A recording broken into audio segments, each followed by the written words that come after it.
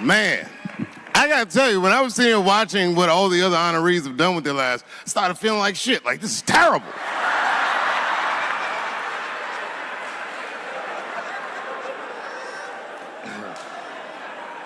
And then Bobo brought me up and started out good with that Ali picture, and then it just...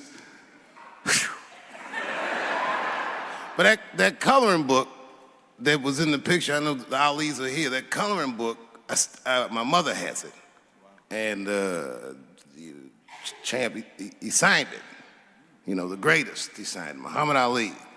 And his sparring partner was there that day. And his sparring partner signed it, said the next heavyweight champion of the world, Larry Holmes. And he was. And 2-year-old Dave Chappelle colored all in that shit and just ruined the book.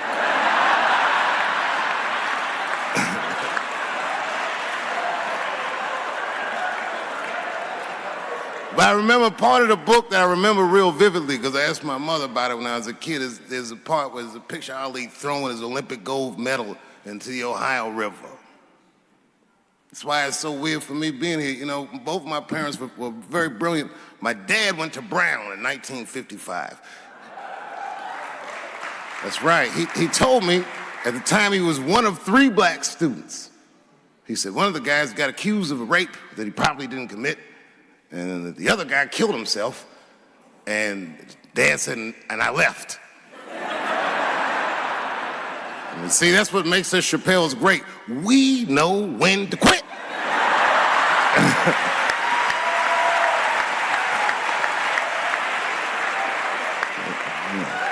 We all just live to fight another day.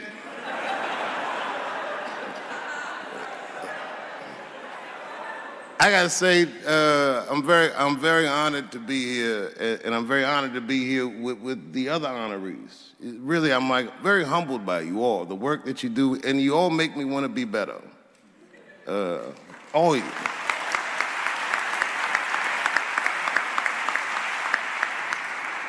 And you know, I was gonna stop doing stand-up for a while because 4 comedy specials in a year is like, that's a lot, you know.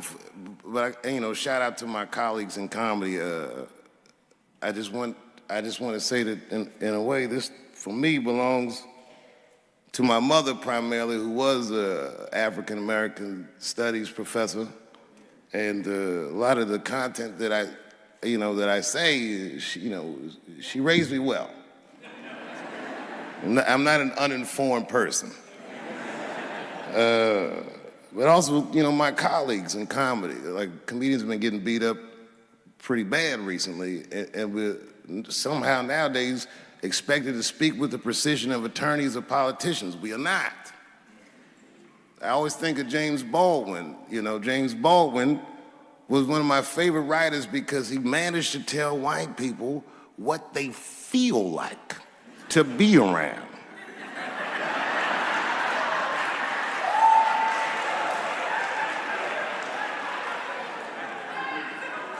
So I ain't gonna hang up my gloves yet.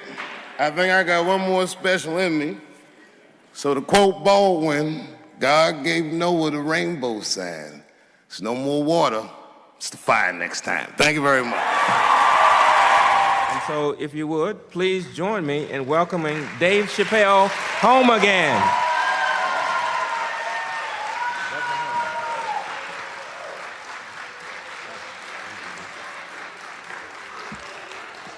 Oh, thank you. You know, I speak for a living, and I'm a little nervous today. I wanted to say thank you, Mr. President, and thank you, Bishop Green, and thank everyone at Allen University for hosting me today, because it feels special, right? When I think of this great-grandfather that I've heard about in my life, but never actually touched his legacy. So it's like the product of his loins coming to meet the product of his work. And it's an important day for me personally. And I know a lot of you guys are students, and I just want to tell you I'm the first person in my family to not go to college. And as the president has told you, I've done outstanding in spite of that.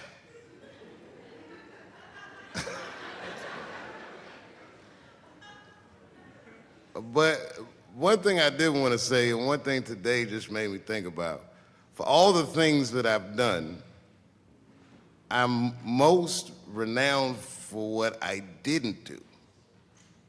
I've made decisions in my career that a lot of people have called insane. 2004, had a $50 million deal on the table, and in a crisis of conscience, flipped the table over and walked away. Went to South Africa. Everyone said I was running away from the money. That is not true. In fact, I still want that money.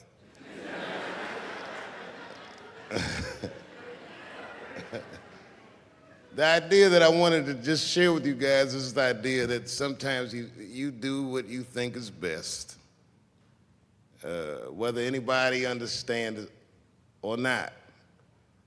I heard a story about my father where someone told me he used to do statistics for a company in D.C. The company he did statistics for started doing business with the South African government, so he quit his job. It's caused a lot of problems between him and his wife. It's hard for a man when he can't provide for his family the way he wants to, and he suffered through it. And a generation later, when I had my crisis of conscience, I was able to go to a free South Africa and get away from the heat. This idea that what you do in your lifetime informs the generations that comes after you is something I keep thinking about, something that is so much bigger than just ourselves. And today I'm standing in front of you guys, and I know you guys are like, oh, I know you're bored. But I see family of mine in the front row some who I've never met, and I just realize how all of us are connected. That my great-grandfather built something more substantial than buildings. He built a community, and he built, more importantly than a community, he built a way. You know, so I'm very grateful. Very grateful. Hello, police. I just saw him saying, you know what I mean? He's standing over like, so this is what black people talk about.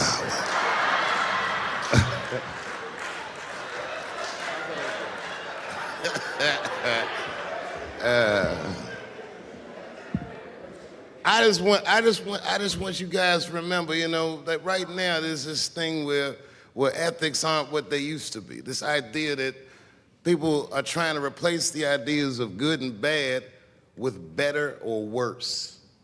And that is incorrect. You gotta keep your ethics intact because good and bad is a compass that helps you find the way. And a person that only does what's better or worse is the easiest type of person to control. They are a mouse in a maze that just finds the cheese. But the one who knows about good and bad will realize that he's in a maze. So, that being said, I just hope that all of you guys transcend whatever you see as your obstacles and that you live outstanding lives and that you stay connected to your communities because you have so much power there, and that you grow your communities and you diversify your communities, and that you don't let anybody tell you you can't or to be afraid. It's okay to be afraid because you can't be brave or courageous without fear. The idea of being courageous is that even though you're scared, you just do the right thing anyway. So in 2004, I walked away from $50 million, and in November, I made a deal for $60 million. So,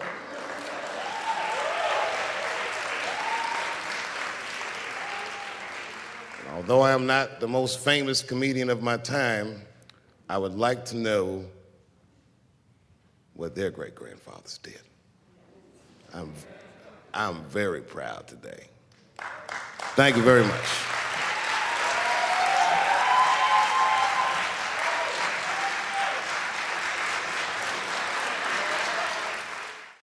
Boy, this comes as a complete surprise.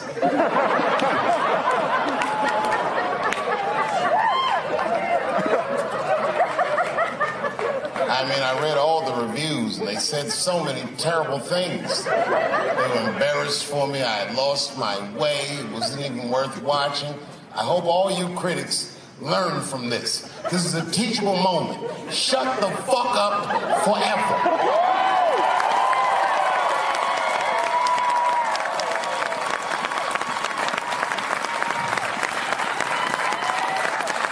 Two in a night. These aren't them. These are the ones I won for the other ones, motherfucker. I would like to thank my editor who was nominated. Unfortunately, he did not win, but I couldn't have been more honored to work with Jeff Urine.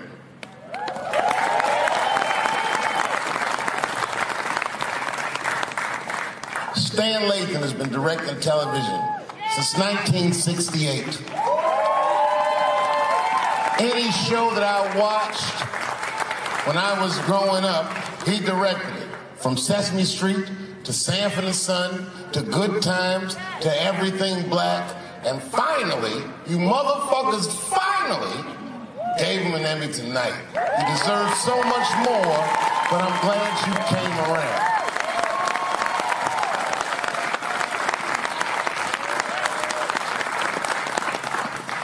I'd like to shout out all the other nominees tonight. Tiffany Haddish and Patton Oswalt and Hannah Gatsby and Brother Mulaney. You guys are an inspiration to me, and I'm honored to be nominated with you. I'm sorry that you didn't win tonight, but who gives a fuck anyway? It's a special night because comedy gets to be itself. It's all we've ever wanted. I hope the war is over. We good? And as always, I love to thank my wife, Elaine.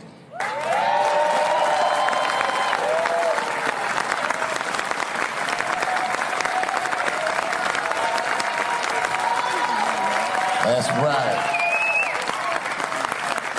Elaine has been with me for the last 25 years and had to endure the pains of living with the greatest comedian ever. See you on Monday. Thank you very much. Good night.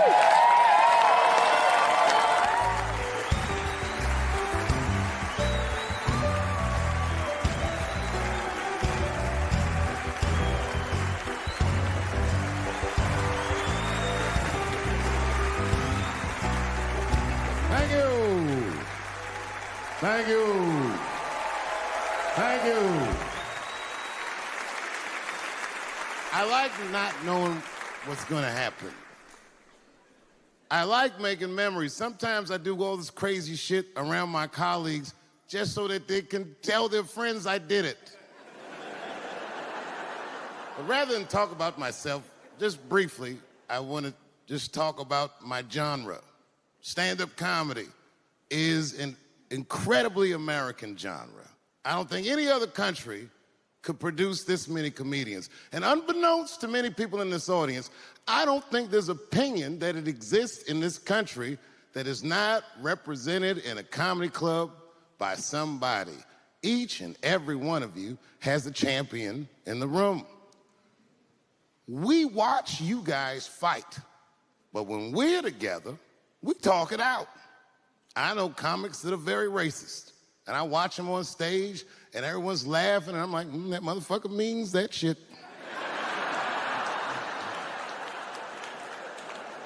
Don't get mad at them, don't hate them. We go upstairs and have a beer, and sometimes I even appreciate the artistry that they paint their racist opinions with. Man, it's not that serious. The First Amendment is first for a reason. The Second Amendment is just in case the first one doesn't work out. We gotta let some air out of the ball, man. The country's getting a little tight. It doesn't feel like it's ever felt in my lifetime. So tonight, I am honored that my colleagues are here. In comedy, and in music.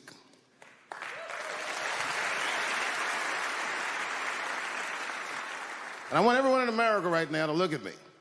Look at me smoking indoors. I didn't ask anybody, I just did it. What are they gonna do? Kick me out before I get the prize? No, nigga, this is called leverage.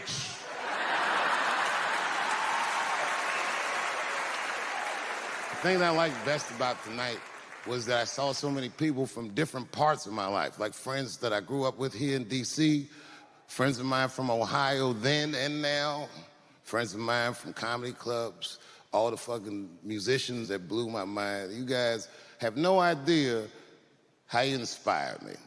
I want to give a special shout out to my OG, Tony Woods. Miles Davis has a quote. It's one of my favorite. Miles Davis said so much cool shit, but one of the things he said I always loved, he said, it took me years to learn how to play like myself. You know, he would watch other musicians and he would try to play like Dizzy or Bird or all the guys who were great. Tony Woods was my Dizzy and Bird if I was a Miles. I was trying to play like you. You were the first person I ever saw do it absolutely right. You were fearless and you told the truth. There's something so true about this genre, when done correctly, that I will fight anybody that gets a true practitioner of this art form's way, because I know you're wrong. This is the truth. And you are obstructing it. I'm not talking about the content, I'm talking about the art form. Do you understand? Do we have an agreement? And what I really wanted to say tonight, and I'm glad I get the platform to do it, I'm gay. I am gay, and I can't wait to see what this does for my career, being gay like this. So many special shout-outs. One of the main architects of the comeback of the century, my brother and my mentor, the mighty Stan Lathan. I never dreamed that I would be able to work with someone as great as you. These last 5 specials, straight fire. I wouldn't want to do another special with anybody else but you. So eat your motherfucking vegetables and live as long as you can, because we doing a few more of these bitches. Neil Brennan, your speech made me cry, because it reminded me of all those hard days of work and all that money I never got for it. The other real special shout out I gotta make, because none of this would have been possible on any level without this person, is my mother. Mom. My mother. Mom. You have no idea what I put this woman through. If you had just given birth to me, that would have been more than enough. But the fact that she raised me and raised me well, we had a real oral tradition in our house. I knew the word griot when I was a little boy. A griot was a person in Africa who's charged with keeping the stories of the village. Everyone would tell a griot the stories, and they would remember them all so that they could tell future generations. And when they got old, they'd tell them to someone else. And they say in Africa, when a griot dies, it's like a library was burnt down. And my mother used to tell me, before I ever thought about doing comedy, she said, you should be a griot. And she'd fill me with every story of black life. You know, she's educated in African-American studies, and she would let me understand the context that I was being raised in, that I'm being raised in a hostile environment that I have to tame. By the time I was 14 years old, I was in nightclubs, mastering an adult world. It was terrifying. The crack epidemic was going on, and my mother would hear gunshots outside and be scared to death. Maybe it's my son. But early in my career, if you remember, Mom, you used to sit in the club with me. She'd do a full day of work. You'd be back there falling asleep, just waiting for me to go on. She would watch my show every night. Do you know how long that car ride is home?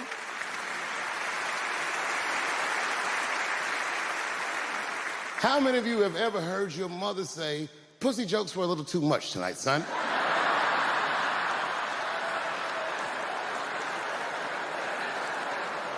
I was a soft kid. I was sensitive, I'd cry easy, and I would be scared to fist fight.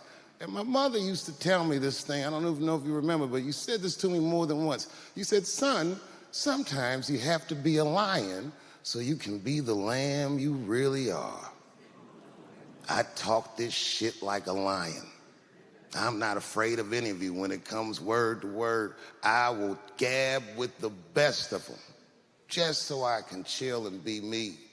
And that's why I love my art form, because I understand every practitioner of it. Whether I agree with them or not, I know where they're coming from. They want to be heard. They got something to say. There's something they notice. They just want to be understood. Love this genre. It saved my life. So tonight, Mom, I would like to honor you in a very special way that I cannot do on my own. But because now I'm a man with great and influential friends, I'd like to ask my man Thundercat to come out on the stage. Thundercat, the Mighty Most Def. Washington, D.C., thank you very much for giving me a home and a place to start. Today is officially Dave Chappelle Day in Washington, D.C. The mayor declared it last night. So, in the future, on Dave Chappelle Day, I ask everyone who wishes to celebrate it to make one incredible memory for themselves and or somebody else. Thank you very much. Good night.